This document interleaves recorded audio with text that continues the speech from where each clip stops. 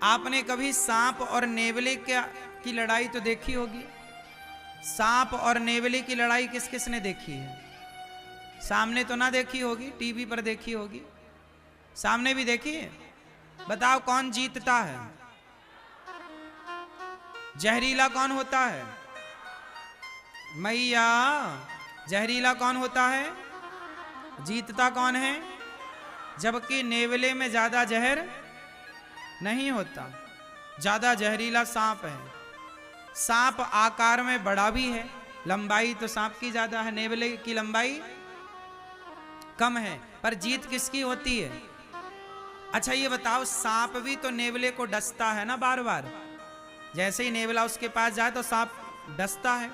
तो बताओ सांप का जहर नेवले पर चढ़ता है कि नहीं? बोलो बोलो, चढ़ता नहीं है। आपकी बात हुई क्या नेवले से? हाँ? आपने युद्ध में देखा होगा, जब सांप और नेवले की लड़ाई होती है तो नेवला हर थोड़ी थोड़ी देर में चला जाता है लड़ाई छोड़कर। ये बात सही है कि गलत है? और जाके कुछ खा के आता है। क्या खाता है? कोई औषधि होगी जो केवल उसे पता है। वो जाता है और वो जल्दी से खा करके आ जाता है और आकर के फिर लड़ता है। अच्छा सांप क्या है कि भाग नहीं पाता, और ये जल्दी से जाता है, खा के आ जाता है। अच्छा ये खाने क्या जाता है? सांप जब से डंक मारता है तो सांप का जहर नेवले पर हावी होता है। जब सांप का जहर नेवले पर हावी होने लगता है तब जाता है नेवला भागकर, वो बूटी खा के आता है। वो बूटी उस जहर को समाप्त कर देती है, सांप के जहर को। और जब सांप का जहर खत्म हुआ तो फिर उसके अंदर लड़ने की ताकत आती है, फिर लड़ता है।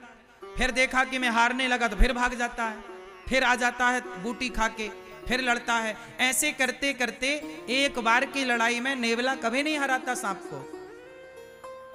बार बार वो जाता है, बूटी खा खा करके अपनी एनर्जी को बढ़ाता है। ये बात सही है कि गलत है? अब जरा इसे ध्यान से सुनो।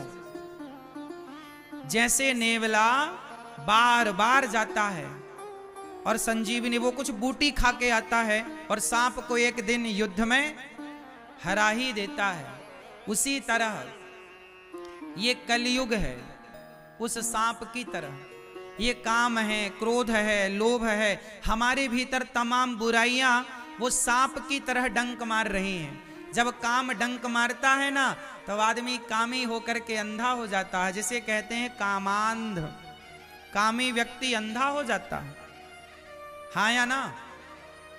अच्छा क्रोधी व्यक्ति भी अंधा होता है कि नहीं? जब क्रोध आता है तो दिखना बंद हो जाता है और क्रोध में वो रिश्ते भूल जाता है, सब कुछ भूल जाता है और बोलता ही चला जाता है।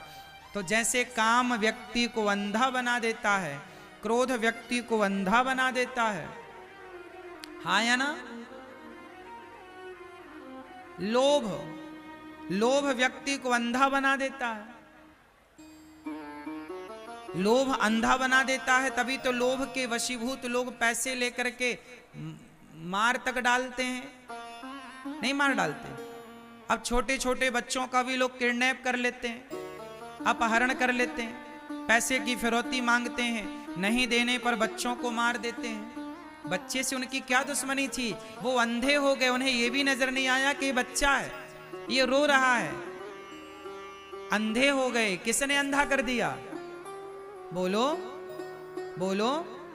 लोभ ने अंधा कर दिया, काम ने अंधा कर दिया। तो सुनो, जैसे सांप ने जहर से बार बार डंक मारा, बार बार काटा, तो जहरीला सांप जब नेवले से लड़ता है तो नेवले पर प्रभाव तो पड़ता है, पर वो जाकर के खा के बूटी आता है।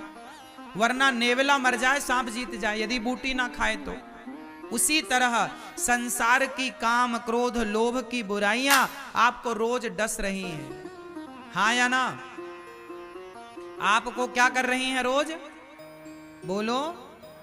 काम, क्रोध, लोभ की बुराइयां रोज आपको डस रही हैं। और एक दिन ये बुराइयां तुम्हें मार डालेंगी। एक दिन ये काम, क्रोध, लोभ और ये बुराइयां तुम्हें मार डालेंगी। इसलिए क्या करो, जैसा नेवला भाग कर जाता है बूटी खा के आ जाता है, ऐसे आप भी संसार में रहो। काम क्रोध तो तुम्हें डस ही रहे हैं, लेकिन हर थोड़ी थोड़े दिनों में संतों के पास जा जाकर सत्संग की बूटी चख लिया करो, सत्संग कर लिया करो। भगवान की कथाओं की बूटी ग्रहण करते रहोगे तो तुम जीत जाओगे और ये काम क्रोध लोभ का सांप हार जाएगा, वरना आप हार जाओगे। इसलिए कहते हैं संतों के वाणी में भागवत सुना करो, सत्संग किया करो तो जीत आपकी होगी। जो आज के युवा सत्संग नहीं करते ना, वो युवा बिगड़ गए। आजकल के लड़के ना, जैसे आप लोग कुंभ नहाने आए हो ना, ऐसे लड़के लड़कियां जाते हैं कहीं घूमने फिरने बाहर, वो कहते हमारा यही कुंभ है। मौज मस्ती करने पराई लड़की पराई पुरुष के संग घूमते हैं, लिव इन जिसे आप लोग कहते हैं। हाँ या ना? क्यों? क्योंकि उन्हें काम ने डस लिया है। जो आदमी, जो लड़का लिव इन में रह रहा है, इसे किसने डसा है? बोलो, काम वासना ने, लोभ ने नहीं, काम वासना ने। काम वासना ने ऐसा डसा कि विवाह अभी नहीं हुआ और लड़कियों के और लड़कों के संग रहने लग गए, संबंध बनाने लग गए, रिश्ते बना रहे हैं, संबंध बना रहे हैं, लिव इन में रह रहे हैं। अभी शादी नहीं हुई, जबकि हमारे यहाँ विधान है कि बिना विवाह के पराई स्त्री पराई पुरुष का जब तक आपका विवाह ना हो जाए, पत्नी ना जाए, पति ना जाए, तब तक आप अपने इच्छाओं को, वासनाओं को कंट्रोल रखिए, ब्रह्मचर्य का पालन कीजिए। पहला आश्रम ब्रह्मचर्य आश्रम है, फिर दूसरा है गृहस्थ, फिर तीसरा है वानप्रस्थ, फिर चौथा है सन्यास। लेकिन आजकल के लड़का लड़की शादी के पहले ही रहने लग जाते हैं, तो कौन डस रहा है इन्हें? जोर से काम वासना इस तरह आदमी पे हावी हो गई कि आदमी भूल गया कि ये छोटी 5 साल की बच्ची है कि 3 साल की बच्ची है, अंधा हो गया। छोटी छोटी बच्चियों के साथ भी तो दुराचार की आप लोग समाज में चर्चाएं सुन लेते हो। क्यों हो रहा है ये? क्योंकि व्यक्ति अंधा हो गया। किसने डस लिया? काम वासना ने। हां, लोभ ने डस लिया। पैसे लेकर मां बाप के बच्चे अपने मां बाप को घर से निकाल दे रहे हैं।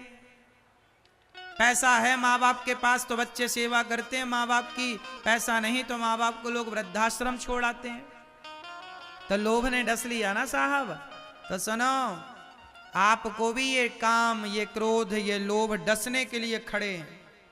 आप भी अपना कल्याण चाहते हो तो आप भी और अपने बच्चों को भी सत्संग से जोड़ दो।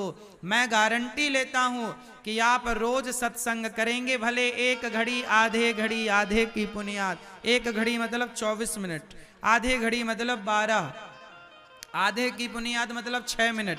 6 मिनट भी सत्संग कर लोगे आप, संतों की वाणियां सुन लोगे आप, तो मुझे विश्वास है कि जैसे जरा सी देर में नेवला बूटी खा के आ जाता है और उसके अंदर का जहर समाप्त हो जाता है उस बूटी से, उसी प्रकार आप जब सत्संग करते हो ना, तो आपके भीतर जो काम क्रोध का जहर है वो समाप्त हो जाता है और आप सत्संग से व्यक्ति निष्पाप हो जाता है। ये जो गंगा मैया है ना, ये भी पाप धुलती हैं, ये भी गंगा मैया है, ये भी एक गंगा है। और सत्संग करना भी क्या है? वो भागीरथी गंगा है, ये भागवती गंगा है। वो भागीरथी गंगा है और ये कौन सी गंगा है?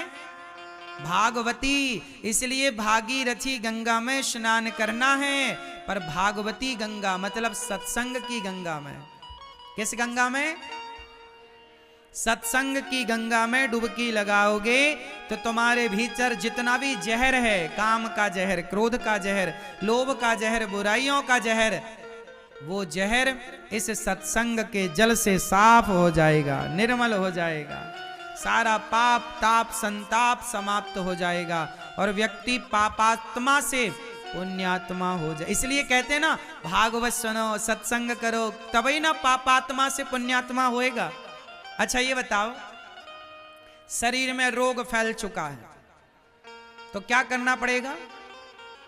परहेज करते हुए जो डॉक्टर वैद्य जी औषधि दें, नियमित रूप से औषधि लेते रहिएगा, परहेज करते रहिएगा। एक दिन आपके शरीर में फैला हुआ रोग कंट्रोल होगा कि नहीं? अच्छा, रोग कंट्रोल होता है कि नहीं?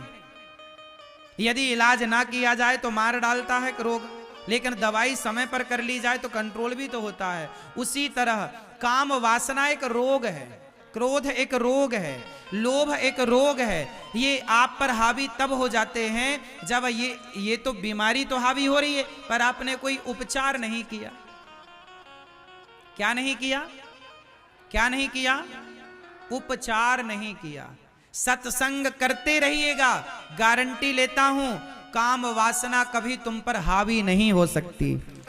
सत्संग करते रहिएगा, क्रोध कभी तुम पर हावी नहीं हो सकता। सत्संग करते रहिएगा, लोभ कभी हावी नहीं होगा। लोभ तब हावी होता है जब आप सत्संग नहीं करते।